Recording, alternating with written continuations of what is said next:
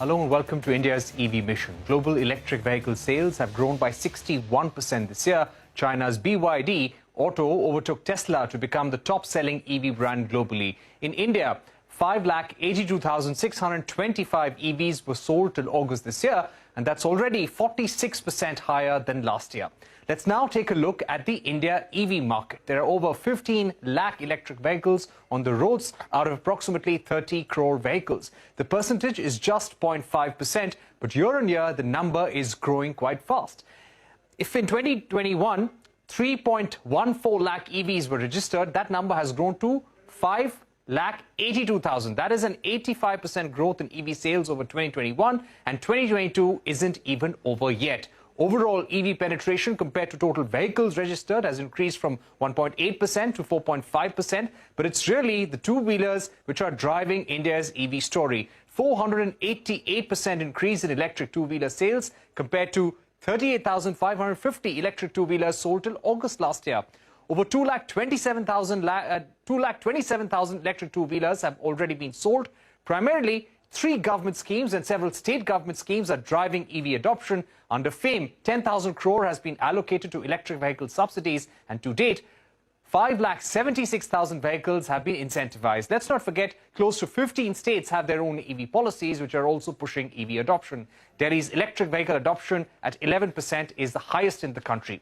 So what does India need to do for the future? We need a robust charging infra, more EV products, lower battery costs, and higher range as well. I'm now joined by Mahua Acharya, MD and CEO at Convergence Energy Services Limited. Suman Mishra, CEO of Mahindra Electric, also with me on the program. I'm also joined by Nagesh Baswanhalli, Group CEO and MD of Greaves Cotton. Let me begin with Suman Mishra. Suman, if two-wheelers are one part of the EV story, three-wheelers are another. It almost looks that very soon we'll see a complete transition to electric three-wheelers. What, according to you, is the trajectory for growth? Hi, Parikshit. Great to be here on the program.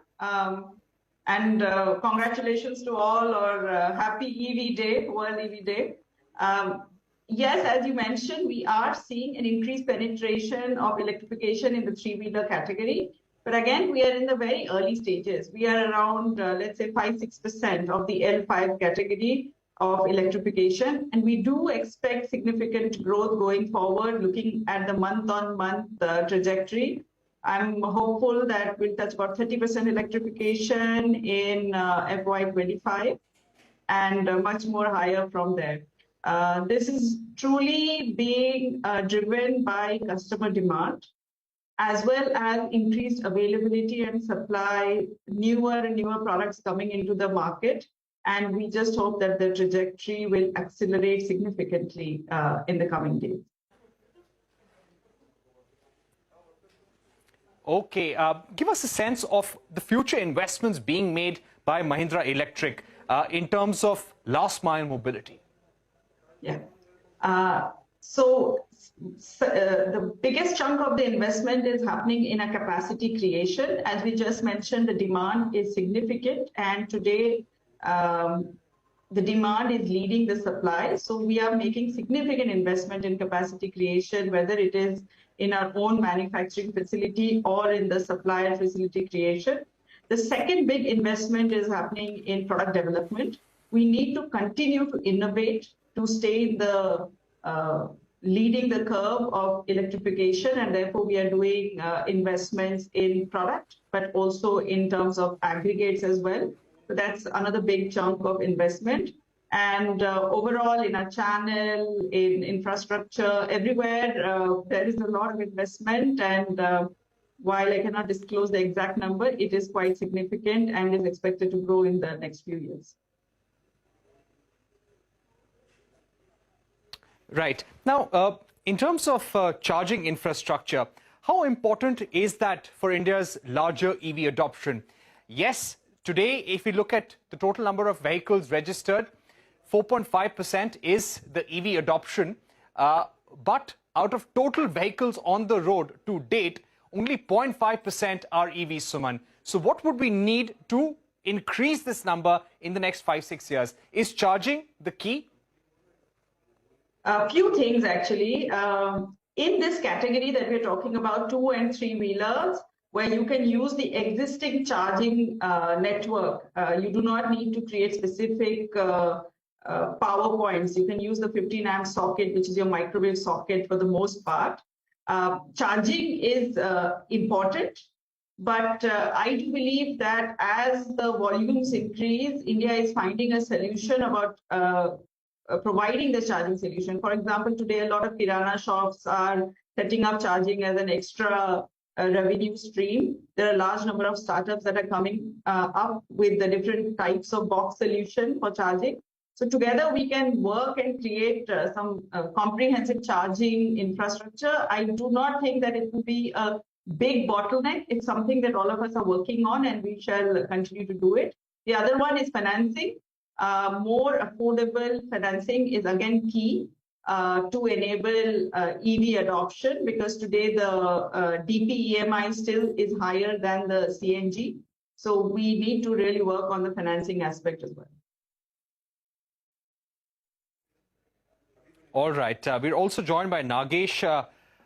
Nagesh, thank you for being with us. Give me a sense of how you are going to be increasing your investments when it comes to electric vehicle two-wheelers. That really is the sweet spot, and we're seeing a growth of almost 400% compared to last year when it comes to electric two-wheeler sales.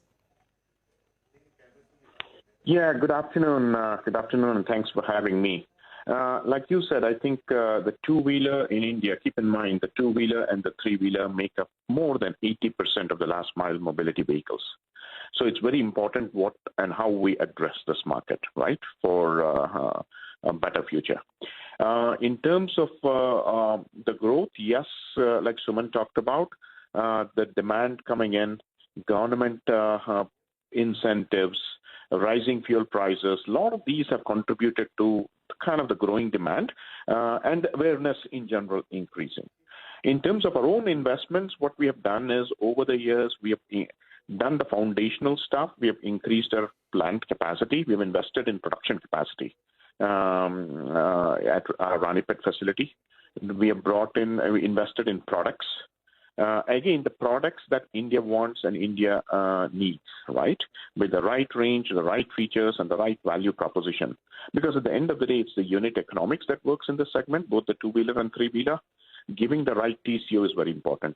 So I think that's kind of where our investments have gone, and that's kind of where we believe the two-wheeler and three-wheeler, why they play such a very predominant role in the Indian context. Right. Nagesh, if I may also ask you, when it comes to the new electric vehicle safety norms, the government has said that they propose to bring them into effect from the 1st of October 2022. Will companies like yours be able to meet this deadline, or would you need more time to meet the norms? So I think both the government and the industry needs to work together, right? And at the end of the day, we will have to have a timeline that all of us, industry players, everybody, not just us, it's right. We were one of the few players who localized early. We have a local manufacturing supply chain. So what does it do for Indian suppliers? What does it mean from both timing and a cost? We all agree that we need to implement it. It's the right thing to do. It should be done. The question is, how do we go about doing it? Those conversations are ongoing, and I think probably over the next couple of days, and it should get sorted out. And to what extent do you see the electric two-wheeler market growing? Currently, I believe the conversion is around 3%. How much of the demand do you think the industry is able to meet? That's a good question. When you look at it, right, over the years, electric mobility has gone from roughly 60,000 to 250,000 plus last year to about trending in the range of about 600 to 700,000 this year, when I look at that kind of the monthly trend rate, right? So about 4.5% to 5%, which makes it roughly 4.5% to 5% of the overall population, right, of two-wheelers. So the beauty of this is coming from both the B2C, the retail consumer, as well as the B2B consumer, the ride sharing, the delivery services. So I would honestly think we're just getting started. The potential is huge. There are a lot of first-time buyers, the millennials and the Gen Zs and the college-going kids who want to buy a affordable, clean vehicle, right? Better NVH. So I think when you look at it, both from a first-time buyers, existing buying pool, and the opportunity to get the right unit economics, i.e. the total cost of ownership, I think the potential is huge. And last couple of quarters, if the trend and the last year is any indication, I think a lot of people expect at least about 30 to 35% of the overall two-wheeler population over the next 5 to 7 years to get into electric. Okay, on that note, we are going to take a short break, but don't go anywhere. We'll be right back to discuss India's EV growth story.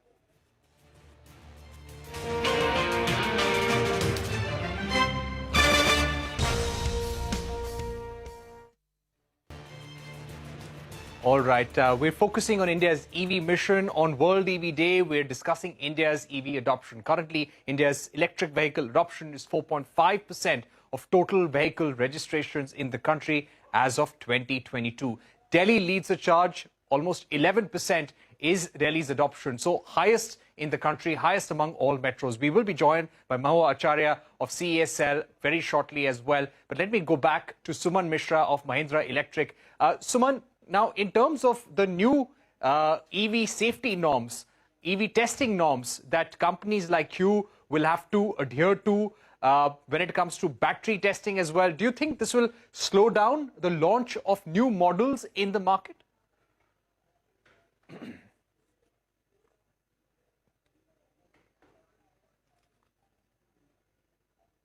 Like Nagesh said, the industry and the government, we have to work together to find a timeline that is conducive for adoption.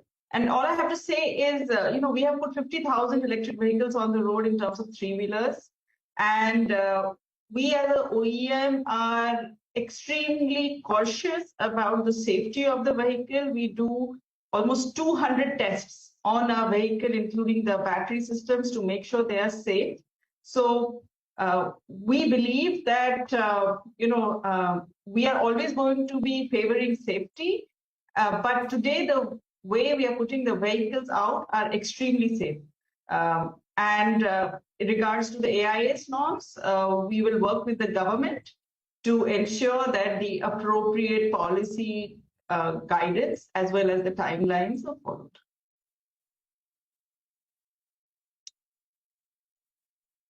Also, Mr. Nagesh, when it comes to launching new products, today it is also being said that there is a lack of new products in the market. Why is that? Why are the companies going slow on launch of new models? I think it's also the evolution of this. At the end of the day, when you look at what works in India, I think, and for the Indian duty cycle and for the Indian conditions, you are seeing this segment has seen some of the new players come in with the products, right? But the idea here is it needs to be validated, it needs to be ready for the Indian condition, needs to give the right TCO and the value proposition. So I think you're going to see more and more products. Companies like us are investing. In fact, if anything else, we have already announced in recent times that we're going to be doing 2 more two-wheeler products and 3 more three-wheeler products, right, over the near future. So I think companies like us are going to be investing in the product. It will take time to get the right product and the right value proposition to the customer. But I think the product will continue. And over a period of time, these products will continue to get better because these products are different from a traditional IC engines. To a certain extent, it's a tablet on wheel. The consumer experience and the things that the consumer wants in this product is very different from a traditional vehicle. The dealership or the after-sale experience is different.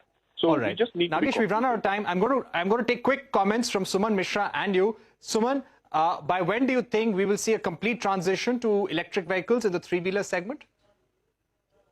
Did you ask when or did you say if? The answer to if is yes, absolutely. I think it's inevitable. By when? 100% transition, probably 6-7 years out from now. There will always be the boundary case, but majority of the vehicles should be transitioned maybe by 27, 5-6 years from now. Right. And Nagesh, what about two-wheelers? By when do you think we will be able to make a 50% transition to electric two-wheelers? I think our belief is about 35+% will get transitioned over the next 5 years on two-wheelers and about 60 to 80% on the three-wheeler in the next 5 to 7 years. Okay, thank you so much, Nagesh and Suman, for joining us here on India's EV mission, telling us about India's EV growth story and what will it take to take it forward from here. Thanks for watching. Goodbye.